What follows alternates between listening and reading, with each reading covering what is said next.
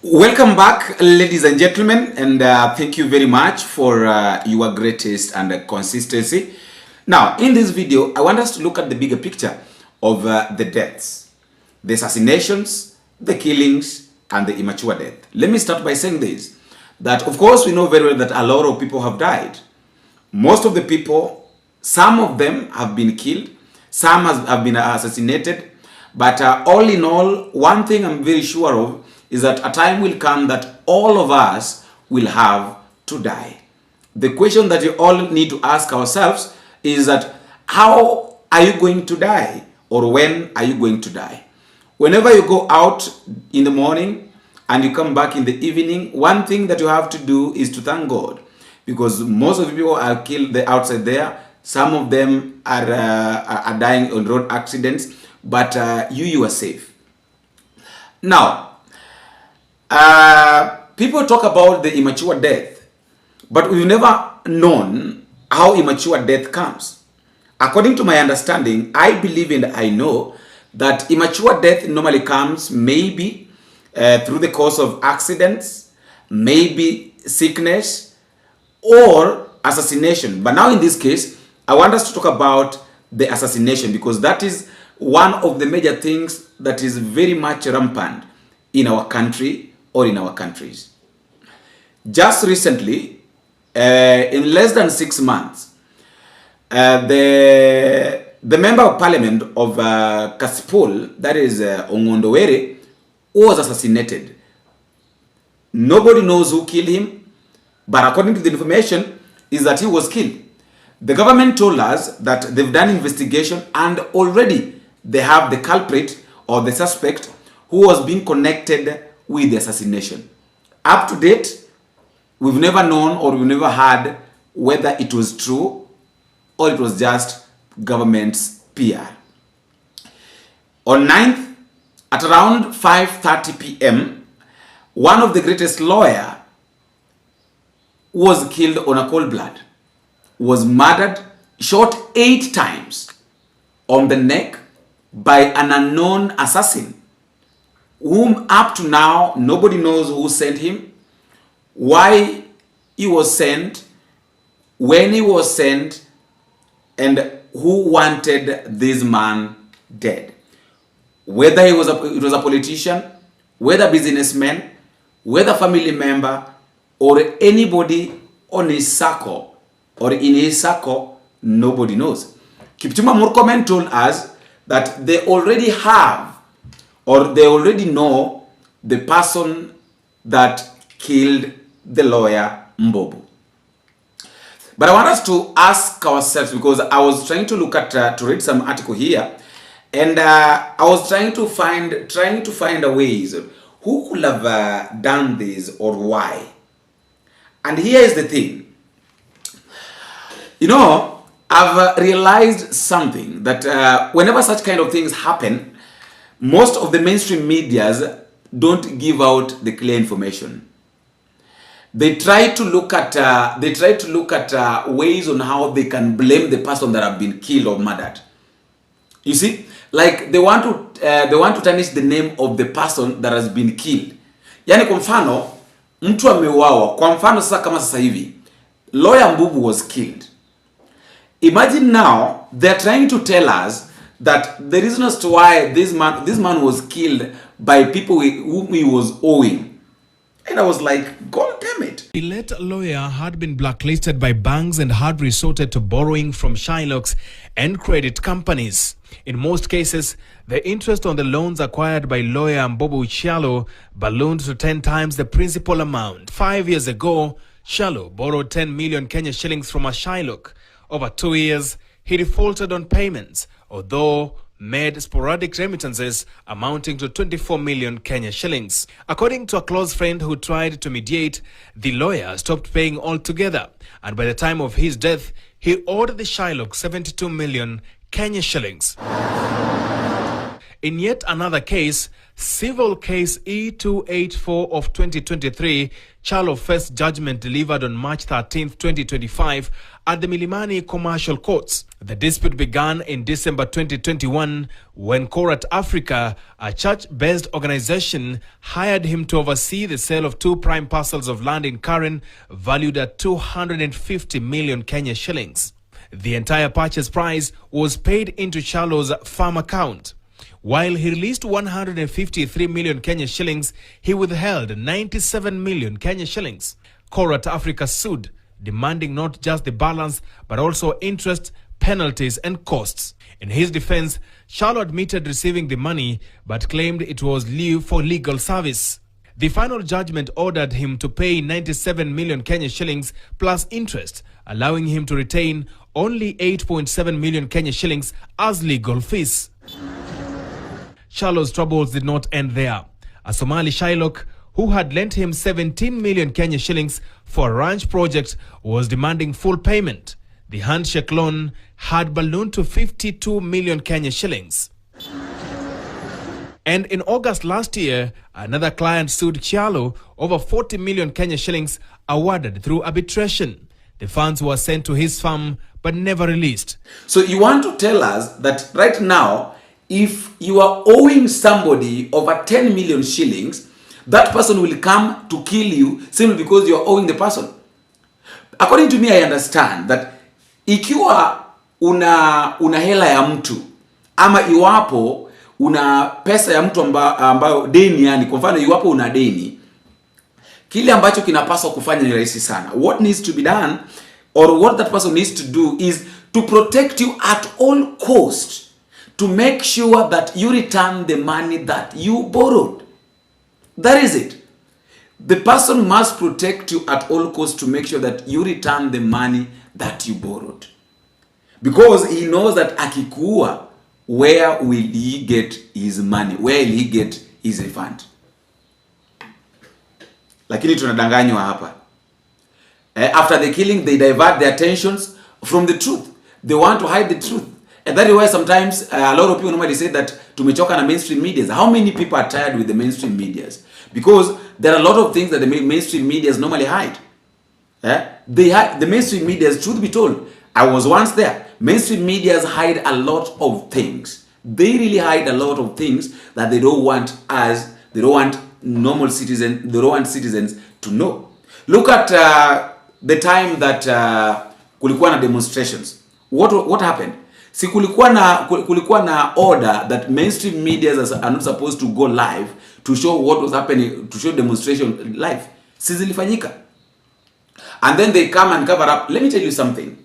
Wherever you hear that a mainstream media inasema kwamba watu 10 wamekufa, know that the number is not 10. That number is more than 10.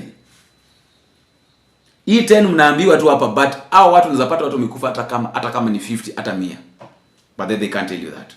Anyway, that one aside, I want us to ask ourselves 6 questions concerning lawyer's death.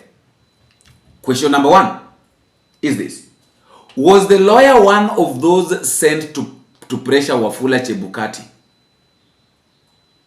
Remember, during the time of the election and the announcements of the results, there is a group of people, there was a group that was sent to go and pressurize Wafula Chebukati to one team to announce the results that William Ruto is the one that won. The other team to announce the result that Raila Odinga is the one that won. Are you seeing? And that is why you found that even the former Ogola or General Ogola was killed, because according to William Ruto said that General Ogola was among the people who went to Bomas to make sure that he was not the president. I appointed General Ogola. General Ogola is among the people who went to Bomas to try and overturn my victory. Do you know that? But because when I looked at his CV, he was the best person to be general. I called him and I sat him down. I told him, my friend, you went to Bomas to try and overturn my victory. But because you are the best person to be general, I'm going to give you the job. That is how it works with me. That's why I told you, if a person has the qualification, if he is the best for the job, I will give him the job. But that is the military. There's a code of conduct for the military and how politics works in Kenya, Mr. President. Let me tell you, my friend, I had the opportunity. I could have appointed anybody. I had, I think, 10 choices. I didn't have to. You know, there are people who say, oh, you know, William Ruto appointed Ogola because he was the deputy CDF. That's not the case. I made the decision consciously. And I made the decision against the advice of many people.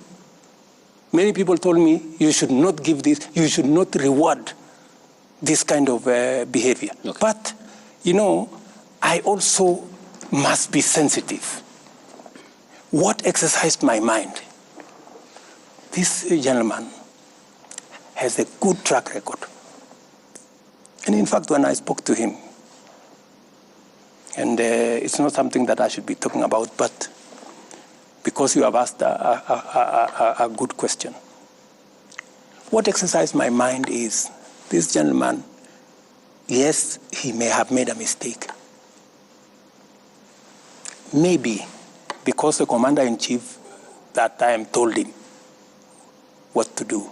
Maybe he... And when I talked to him, he told me, I have no defense. He told me, I have no defense. You do with me whatever you want. I cannot defend. It was wrong. What I did was wrong. Yeah? I am also conscious. My good friend Ayub, I'm also conscious that since independence, there is nobody from Nyanza who has ever been CDF. And it also played in my mind that I don't want a situation where a whole community think they cannot occupy a certain office. So many things that are part of my system overweighed the mistake he had done.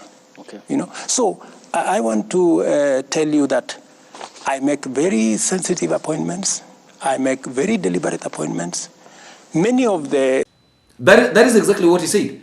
That General Gola was among the people who was at the Bomas to go and interfere with his announcement. But he didn't look at that. He still went ahead and chose General Gola as the CDF. But then you and I knows very well that William Ruto did not choose General Gola. According to how these things work, was that General Gola was the next person to become the CDF. It was not William Samoei Ruto's choice to choose him. It was not William Ruto's mandate, or it was not William Ruto maybe that had got that power. Okay, he has the power because he's the president. But according to how things should be, or according to how things work in the military, that was the chain of command. So he can't tell us that I chose General Gola because I didn't look at what he did to me at Bomas. So this lawyer is one of the people that went to pressurize Wafula Chebukati to announce William Ruto as the president. Number two, is William Ruto and Uhuru Muigai Kenyatta the key figures in the election known for eliminating witnesses? Like if there is a witness in a general election that maybe has got something, a crucial information, then this person must be killed. I just want you to answer me that at the comments. I don't want to say yes or no. I just want you to answer these questions that I'm asking. I just want you to answer me one by one, yes or no, at the comment section. Question number one: was Lawyer Mobu one of those sent to pressure Wafula Chebukati? You can tell me that at the comment section. Question number two: William Ruto and the former President Uhuru Kenyatta, are they key figures in elections who are known for eliminating witnesses? Look at what happened with this IT guy. You can't tell me that Chris Musando died a natural death. You can't. Nobody can convince us that Chris Musando died a natural death. This death, Chris Musando died in 2017. And it was the IEBC IT manager who was just killed some days before the poll, and he had got everything. He had got all the information. He had got all the links to the electoral process. He knew all the links that could have led to, that was going to the technology. In fact, he was the person that it was the man that organized that came up with the technology of the electoral process. What happened? He was killed. But who killed him? Are we told? Nobody tells us. Nobody can tell us that. Question number 3. These guys are telling us that the bank went after Mobu because of the loan that he has. I have a question. Did the bank or loan sharks who lent this man money stand? What is it that they stand to gain from his death?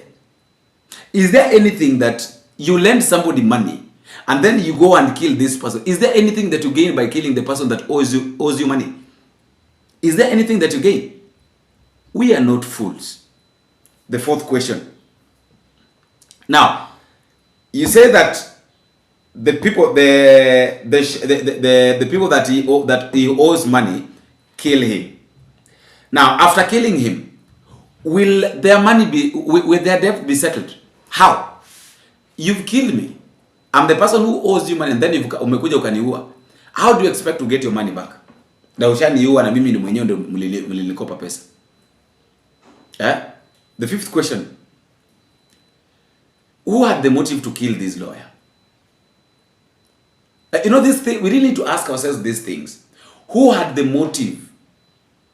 Or what was the motive of killing this guy? It is either, according to the information that I'm getting, it is either the former president or the current president, or even both. Because maybe there is something very crucial that they were trying to hide. I don't know who he is, but I think one of them might. Because you can't tell me that the bank has got, how many people are owing the bank, and the bank cannot go ahead to kill them, because the bank knows very well that if we kill this person, we're going to lose a lot. And then the last question.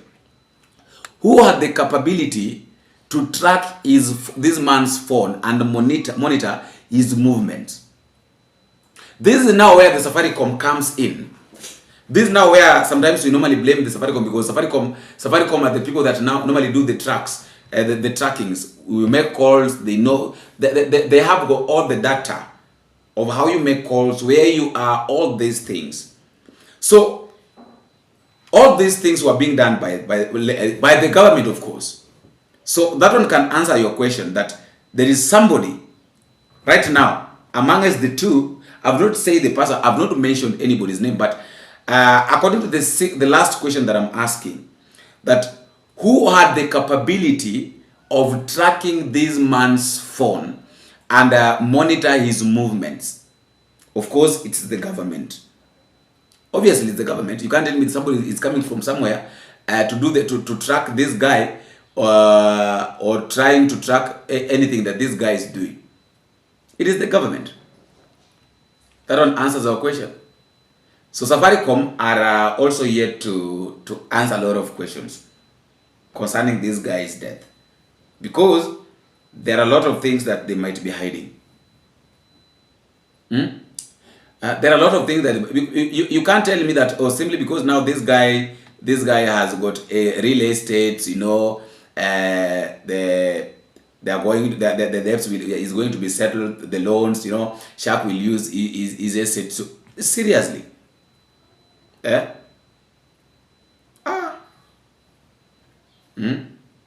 you know, there's no way you can tell me that you loan a guy and then you know, once you loan someone, your expectation is that this person should stay alive for as long as your debt is paid. You can't go ahead and kill the person that is owing. I'm still repeating that. You can't go ahead and kill someone who is owing you money. That is a lie, a very big lie. A dead person cannot pay you money. Mtu mwenye amekufa haizi akakulipa pesa yako.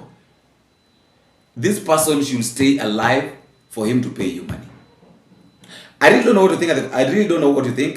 You can tell me what you think at the comment section.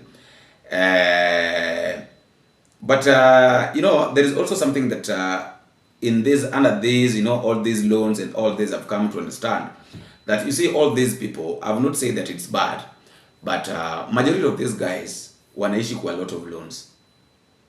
That is why I normally say that usiishi na pressure. Don't live in pressure. Unaona rafiki yako, your age mate anaendesha gari kubwa, so pia umeenda unachukua loan, unataka kuendesha gari. You don't know the pain that that person is normally going through usiku. Hao watu walalagi, they don't sleep. They really don't sleep. Let me just know what you think at the comment section. You can as well tell me what you think, because that is just my thought. That was just my thought. I was trying to look at that direction. I was just trying to go that direction to understand the real way of how somebody can just die, or why would somebody just be killed without proper reasons or a proper cause. Let me know what you think in the comment section.